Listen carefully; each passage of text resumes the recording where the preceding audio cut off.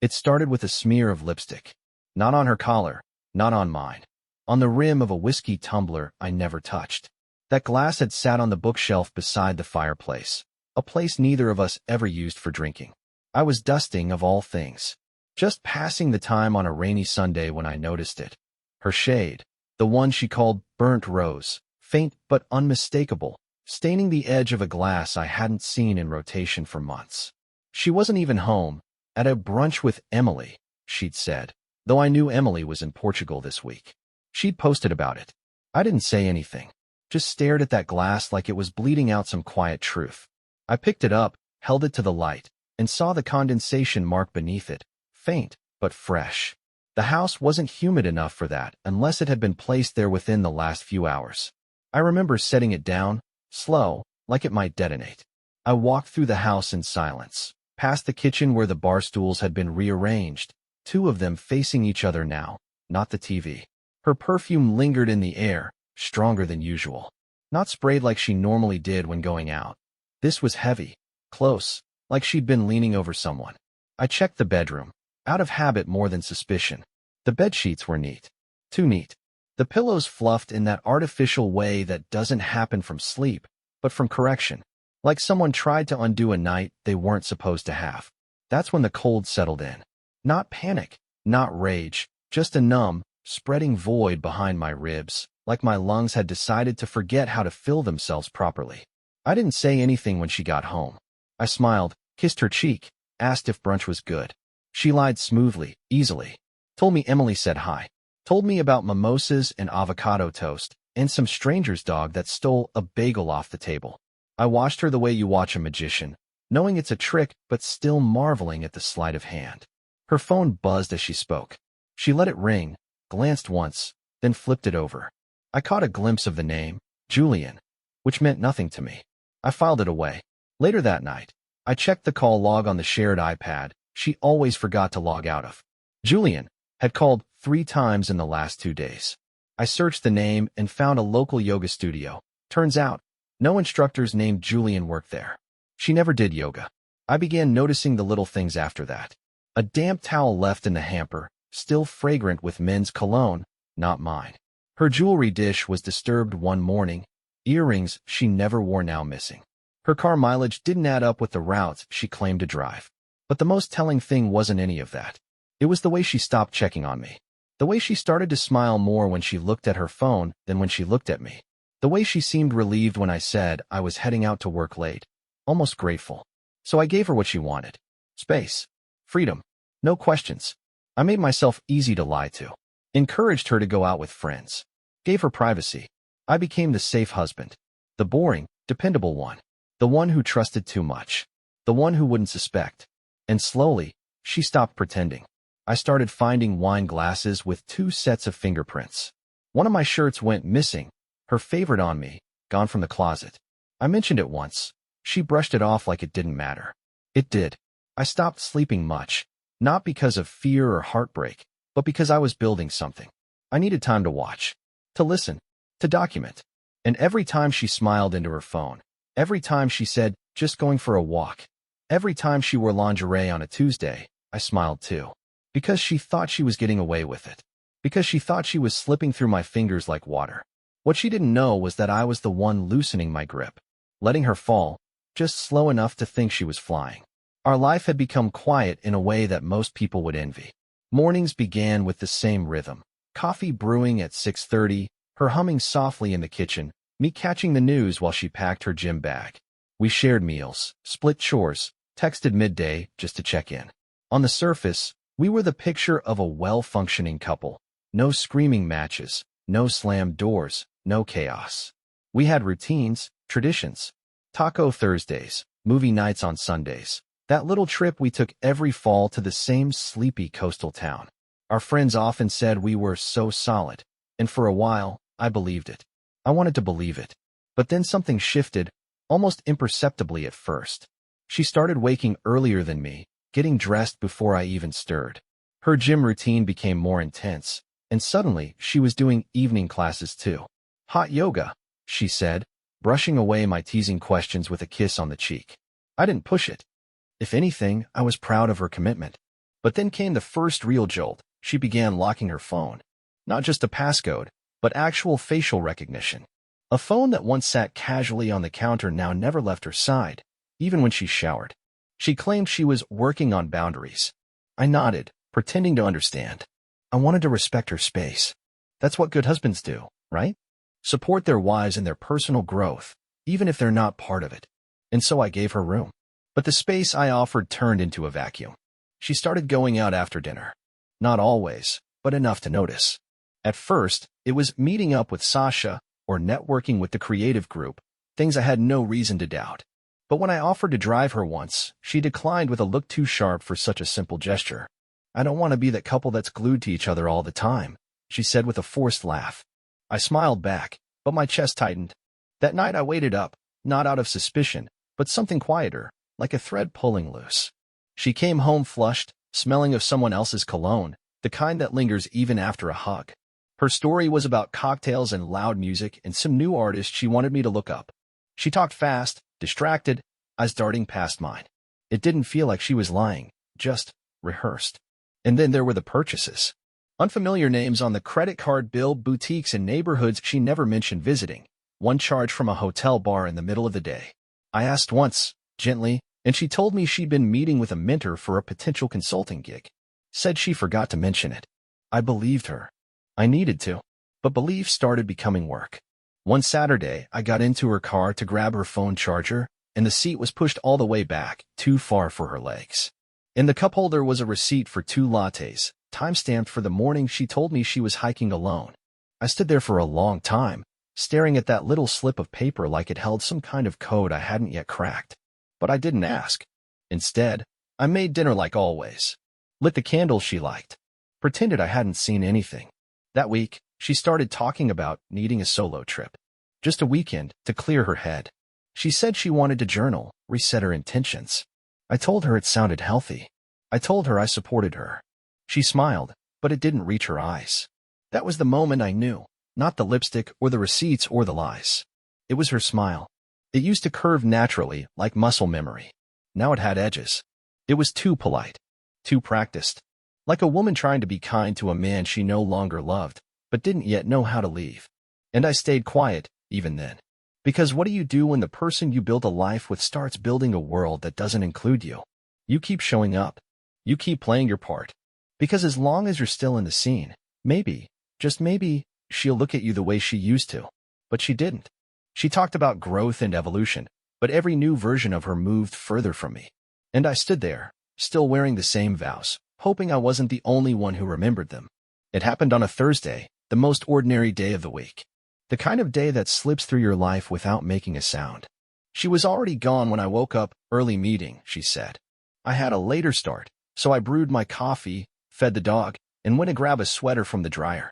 Her laptop was still open on the kitchen island, screen black but humming faintly, waiting. She almost never left it unlocked anymore. That alone should have made me pause. But I didn't. Not at first. I reached to close it, and the screen lit up. No password. Just a browser tab still open. Gmail. I shouldn't have looked. But of course, I did. I didn't even have to scroll. The first line of the open email hit me like a blunt object to the chest. Last night was heaven. I can still feel you on my skin. It was signed J.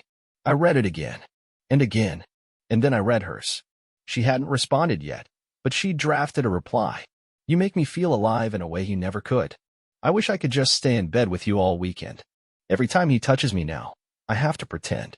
I didn't finish the sentence. I didn't need to. I just stood there, not blinking, not breathing. I stared at that screen until my vision blurred, not with tears, but with the kind of stillness that follows a gunshot in your head. The kind that turns your blood cold. There was no confusion now. She was emotionally gone, physically gone, and yet still coming home every night to smile at me across the dinner table. That was the fracture that split everything. And I didn't scream. I didn't slam the laptop shut. I didn't even touch it again.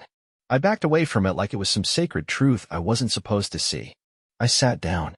Not because I was overwhelmed, but because my knees suddenly decided they didn't want to hold this weight. I stared out the window at the street, our quiet, manicured little world, and something inside me just stopped. It was like someone had flipped a switch. The part of me that loved her, trusted her, believed in us, It went silent. Not dead. Just silent. Dormant. And in that silence, something colder took its place. I started thinking in structure. In moves. In steps. Not about begging or confronting. About precision. About consequence. She had chosen her path, thinking I was too blind to see. Too weak to act. But she had no idea who she was playing. That night I acted normal. I kissed her hello, asked about her meeting.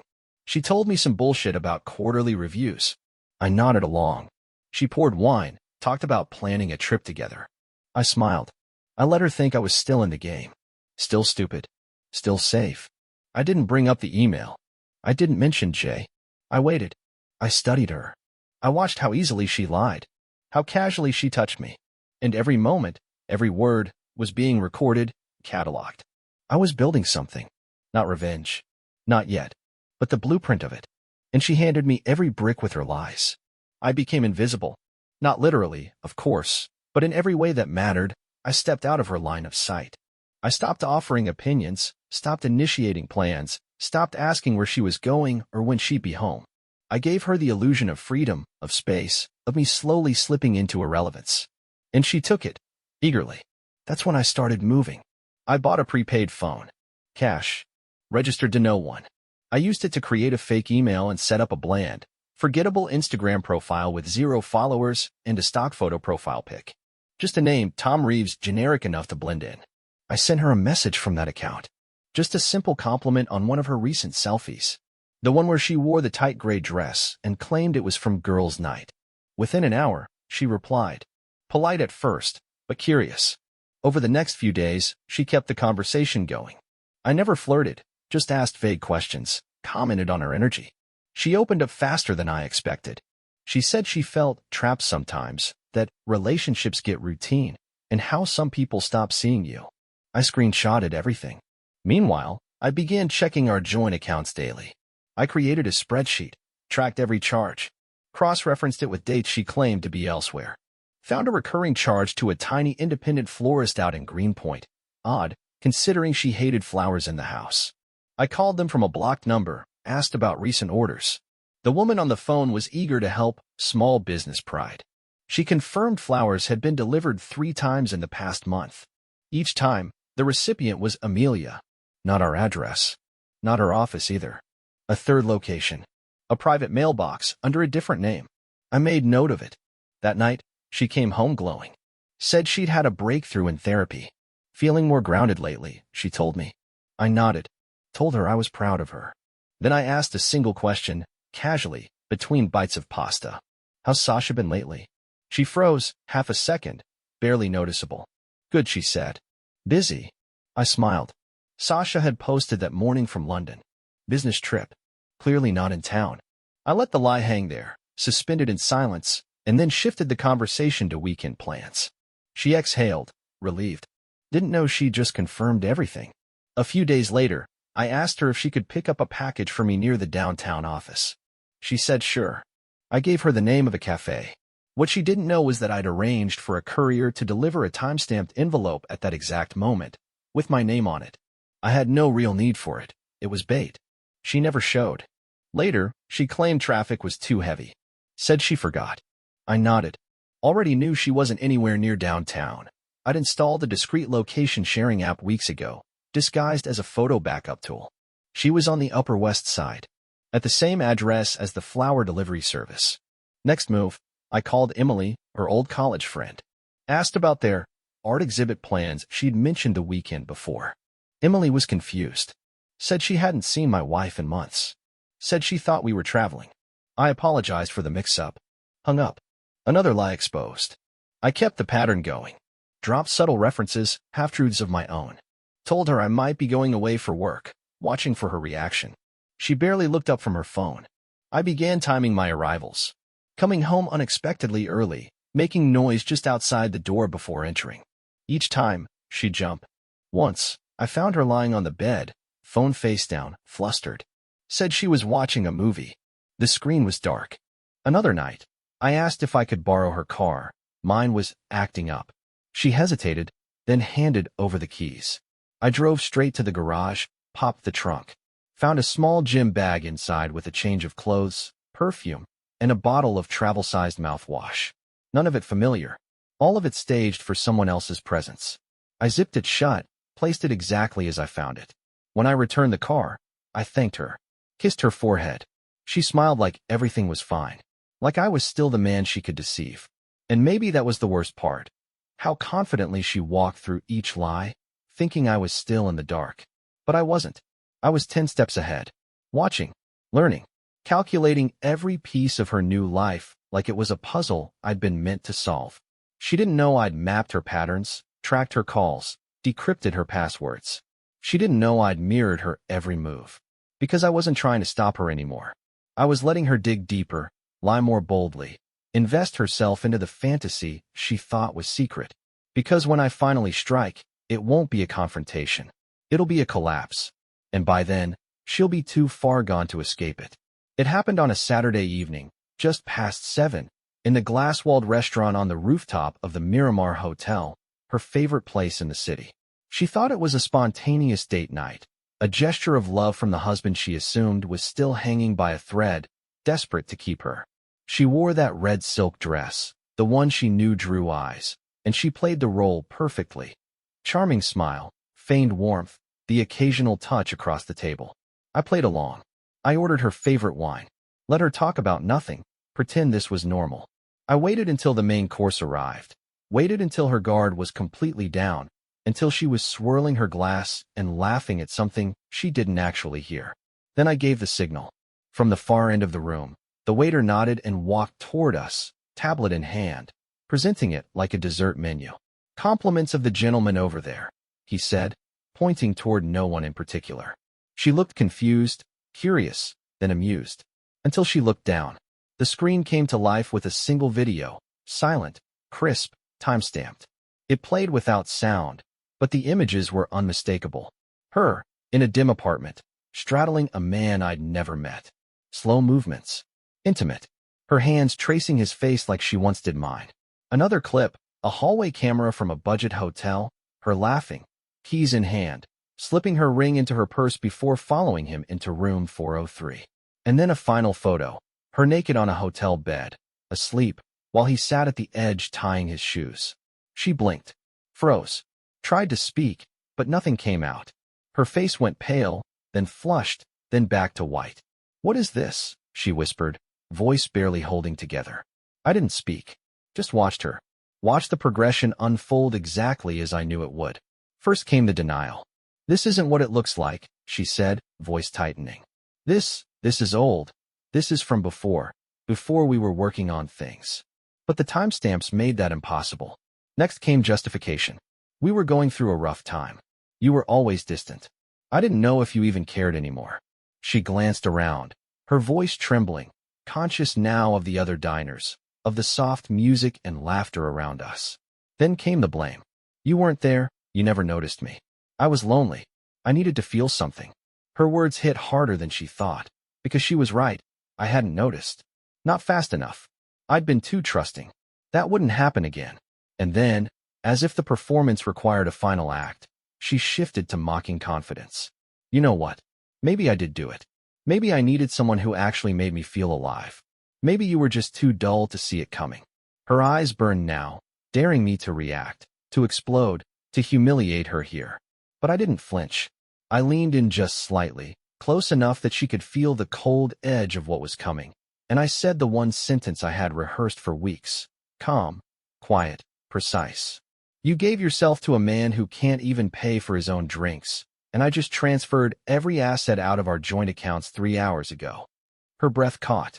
She didn't understand yet, but the fear was already crawling into her eyes. "What?"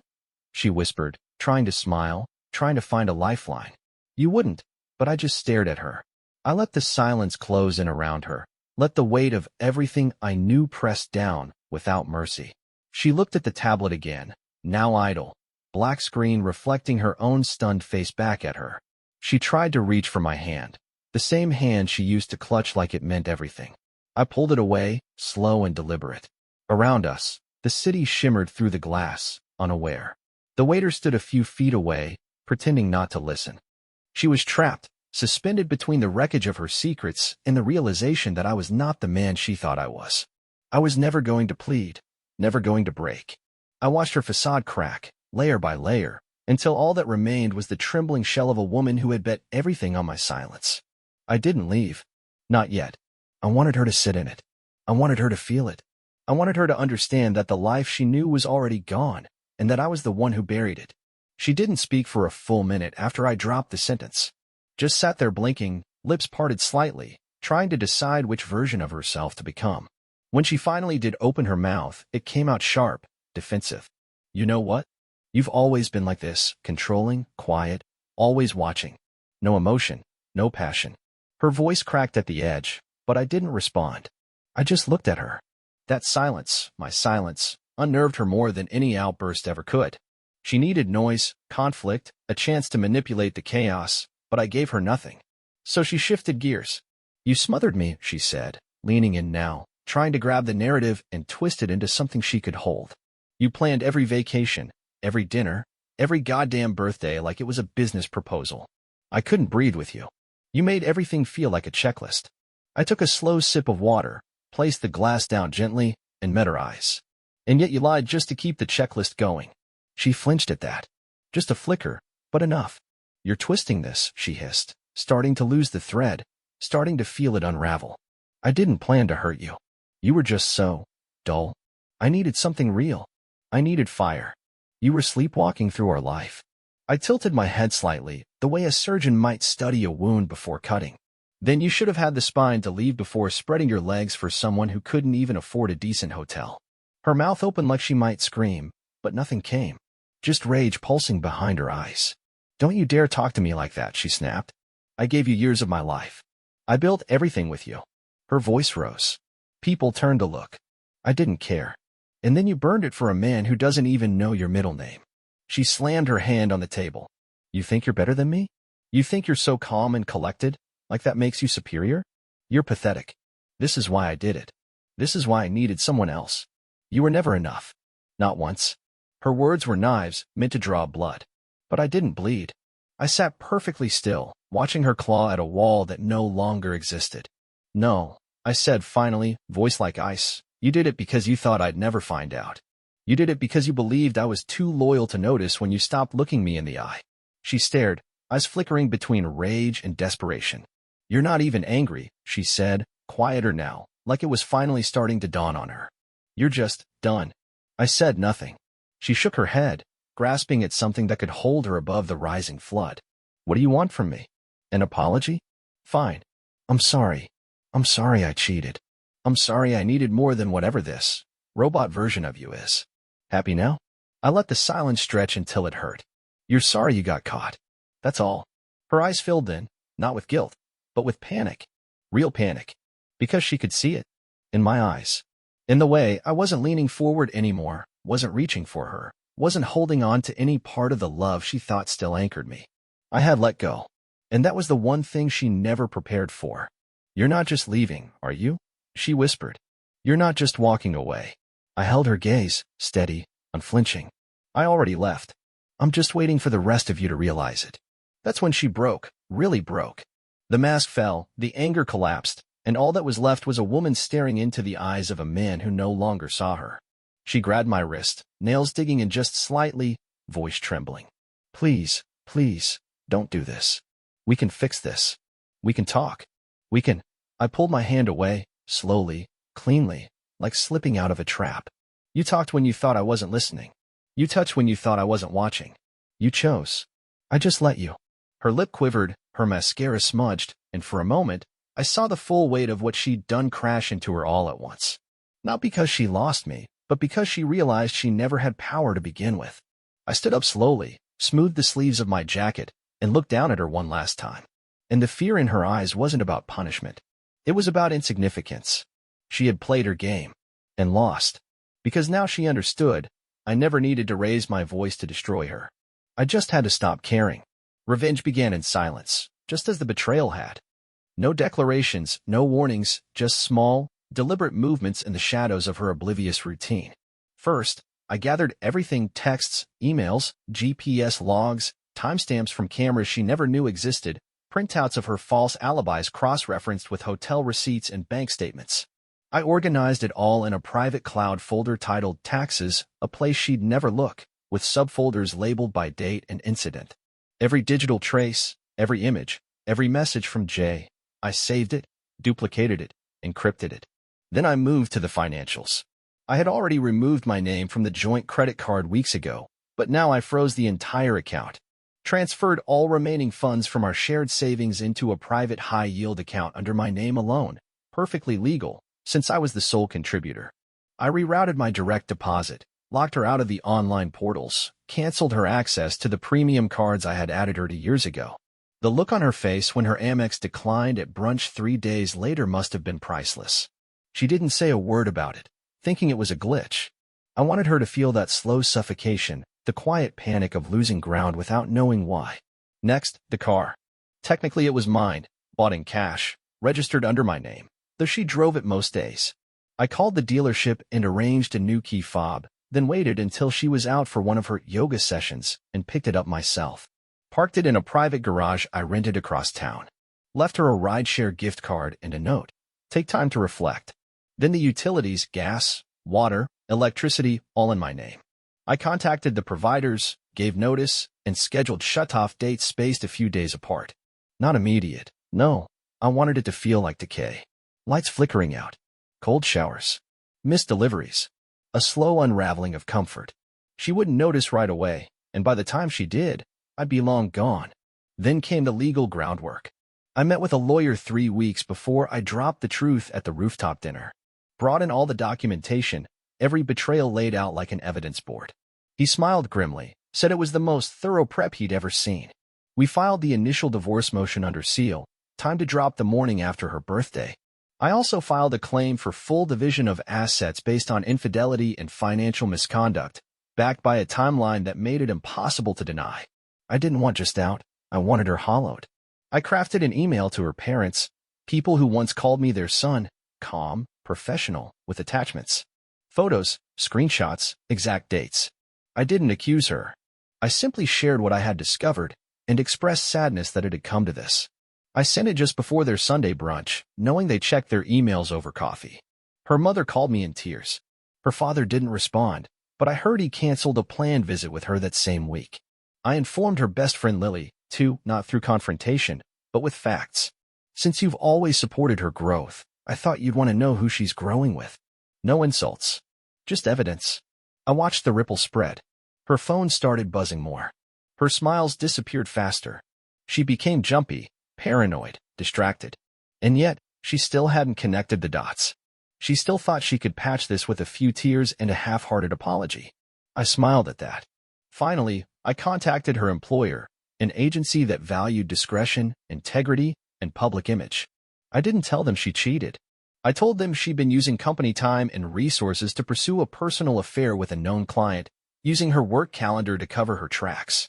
I forwarded the proof as screenshots of her private messages sent during office hours, hotel receipts charged during supposed client meetings. I left the rest to their discretion. HR replied, thanking me for the information. 3 days later, she was put on leave. She told me it was a miscommunication, tried to spin it like it wasn't serious. But I already knew her reputation was damaged, possibly beyond repair. And I wasn't done. I drafted a final message to her, a simple letter, no insults, no emotion. Just facts, just consequences. I told her the accounts were closed. The lease was terminated. The keys were returned. The friends she lied to now knew the truth. The comfort she clung to was gone. I ended with a single line. This isn't revenge. It's closure, delivered in the same silence you gave me. When I sent it, I didn't wait for a reply. I blocked her number, wiped the shared cloud, and left town for a few weeks. Not to escape. Just to enjoy the view from a life she no longer had access to. She thought she had time. She thought she had control. But by the time she realized the game had changed, I was already walking away, victorious, untouched, and 10 steps ahead. It happened at her sister's engagement party, the perfect storm of people who once adored her and now stood on the edge of revelation. She wore her best dress, smiled like nothing in her world was crumbling, played the doting sister and loving wife all in one performance, still clinging to the belief that charm could clean up anything. I let her have that illusion for most of the evening. I stood by her side, smiling politely, shaking hands, nodding at stories, letting everyone see the couple they thought they knew. But the eyes told a different story. Her best friend Lily, who barely spoke to her all night. Her father, who didn't hug her, just offered a stiff nod. Her mother, glassy-eyed and cold, never looked her way twice. Even her sister, the bride-to-be, who once begged her to be maid of honor, kept the conversation short and avoided photos. She noticed it. I watched her notice. I watched the cracks form beneath the surface of that perfect smile. She tried harder, laughing louder, clinging to my arm more than usual, telling old stories like we were still in love. But the more she performed, the less anyone responded. And then came the moment. The screen flickered on in the garden, part of a slideshow, supposedly memories of the happy couple. But just before the real video played, a different clip flashed for just long enough. 10 seconds. No sound. No explanation. Her in bed, half naked, with a man she destroyed us for. A single message below it. The truth always shows. There was a pause, just a breath of silence before the screen went black again and the normal slideshow resumed. The crowd didn't gasp. No one screamed. It was worse than that. There was just a heavy, suffocating quiet, like the air itself was holding its breath. She laughed nervously, too loudly. That wasn't God. That was a prank or something. I don't know what that was. No one answered. Her eyes darted from face to face, searching for an ally. Found none. She looked at Lily, who looked away. She turned to her sister, but the bride was already whispering to her fiancé, her expression hardening. She turned to me last, like I might save her from drowning. I didn't move. I just stood there, hands in my pockets, watching her sink. It's fake, she said again, voice cracking now. Someone's trying to ruin this day. It's not real. But she couldn't finish. Because someone had already stepped forward. Her father. He held up a folder, plain and beige. Inside were printed screenshots, emails, location logs. My dossier, handed off 2 days prior with no fanfare. I've seen it all, he said quietly. We've all seen it. Stop lying. Her knees buckled slightly, and for a moment I thought she might collapse. She didn't. She straightened up, trying to summon whatever was left of her pride. But the room had turned to ice. Conversations died. No one would meet her eyes. Her aunt excused herself. Her cousin's wife pulled their child a little closer. Her lover wasn't there. He'd already blocked her 2 weeks ago, once I sent him a full package with his name, his employer's email, and a gentle suggestion that I'd let his wife know everything if he didn't disappear. He vanished. Ghosted her. She tried to reach him, 10 missed calls. All ignored. She was alone. And she knew it. Her voice dropped. Small now, pathetic. You all act like you've never made mistakes. The anger was back, wild and unfocused. He wasn't even there for me. He was cold, boring, emotionally dead. What was I supposed to do? Just rot in that house. I didn't answer. I didn't need to. Her father did. You were supposed to be better than this. She laughed again, dry, cracked. You all think he's some saint? You think he didn't push me away? That he didn't ignore me for years? Her eyes burned into me now. Say something. Defend yourself, you coward. I met her gaze, let the silence hang heavy between us, then said, I didn't need to push you. You jumped. And that was it. That was the moment. Her breath hitched, her hand shook, and whatever mask she still clung to slipped off completely. The party didn't end right then. No, it went on, but without her. People drifted away from her like she was a bad smell. I stood there, unmoved, as she wandered the garden like a ghost, trying to reconnect threads that had already been cut. No one followed her. No one offered her a drink or a hug. She had become what she never imagined she could be, irrelevant. And the worst part for her wasn't the judgment. It was me, still standing, still watching, still untouched. She saw it in my eyes, that I didn't hate her. I didn't love her. I simply didn't care. And that, more than anything, shattered her. It happened 2 days after the engagement party at her parents' house, where everyone had gathered under the pretense of talking things through. Though we all knew this wasn't going to be a discussion, it was going to be the detonation. She showed up late, hair still curled, makeup still perfect, clinging to that last thread of control like it hadn't already snapped. Her parents were seated on the patio, stone-faced. My brother and sister were there too, arms crossed, silent. Even her best friend Lily sat quietly by the garden wall, expression unreadable. I stood near the center of the yard, waiting. And when she finally walked in and saw all the faces turned toward her, the cracks started before a word was even said. So this is what it is now, she spat, arms out. A courtroom in the backyard? You're going to humiliate me all over again. I didn't respond. I wanted her to feel it. That emptiness. That absence of defense. That silence she couldn't manipulate. You're all acting like I'm some monster, she snapped. Like he didn't spend the last 2 years emotionally abandoning me. Like I didn't rot in that house while he buried himself in work and ignored me. You cheated, my sister said quietly. Just 2 words, and the tension snapped like a stretched cable. You think that justifies it?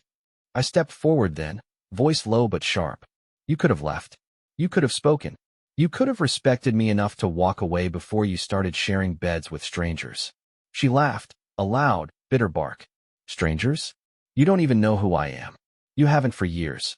You think because you brought home flowers and paid bills you were some perfect husband? You were a statue. Cold. Boring. Predictable. Her mother flinched. Her father closed his eyes. Lily looked down. I kept going. So you decided to crawl into the arms of a man who disappeared the second I showed him the truth. That's who you traded me for. A temporary thrill with the spine of a worm. She snapped then, voice rising. At least he made me feel something. At least he looked at me like I was alive. You haven't touched me in months. You haven't seen me in years. I saw you. I said louder now finally. I saw every lie you told. Every text you sent. Every step you took behind my back. I watched you build a world where I didn't exist, and then smile in my face like you were still my wife. Gasps. A few murmurs. Her father stood halfway, as if to stop the chaos, but her voice cut through him. You invaded my privacy? You stalked me? So this is who you are? A manipulator. I was a husband watching his wife dismantle a marriage piece by piece while pretending she was the victim. I snapped back. You think betrayal makes you a martyr? You think screwing around and blaming me for not clapping hard enough makes you empowered? No. It makes you exactly what you are, a coward with a mirror phobia. Her hands trembled now. You. How dare you say that in front of my family? Your family? I echoed, turning toward her parents. The same ones you lied to. The same ones you used as cover while you built your escape route. You think they're angry because of me? No. They're angry because you destroyed their respect for you with every lie you told. And you did it with a smile. Her mother stood now, eyes wet. We loved you. We defended you. And you lied to us. Because I had no choice, she shouted. Because none of you would have understood what it felt like to live with someone who made you feel invisible. You didn't feel invisible, I said coldly. You felt seen, and you hated who you were when you weren't pretending. That was it.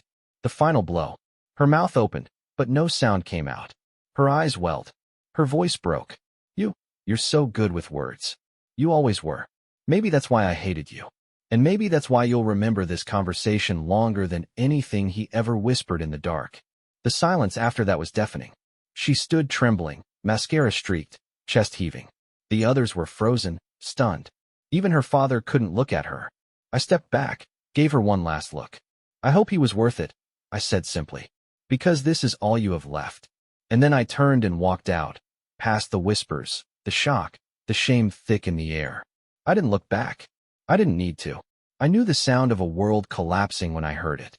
6 months later, she was a ghost of the woman who once stood in front of that rooftop window, draped in silk and confidence, pretending she still had control. The first thing to go was the job. Her agency issued a quiet termination, citing internal ethical concerns. They didn't need a scandal tied to her name. Not after the screenshots of her using client meetings as rendezvous points started floating through back channels. Her company laptop was taken from her desk during a lunch break. She came back to an empty docking station and a white envelope. No goodbye drinks. No card.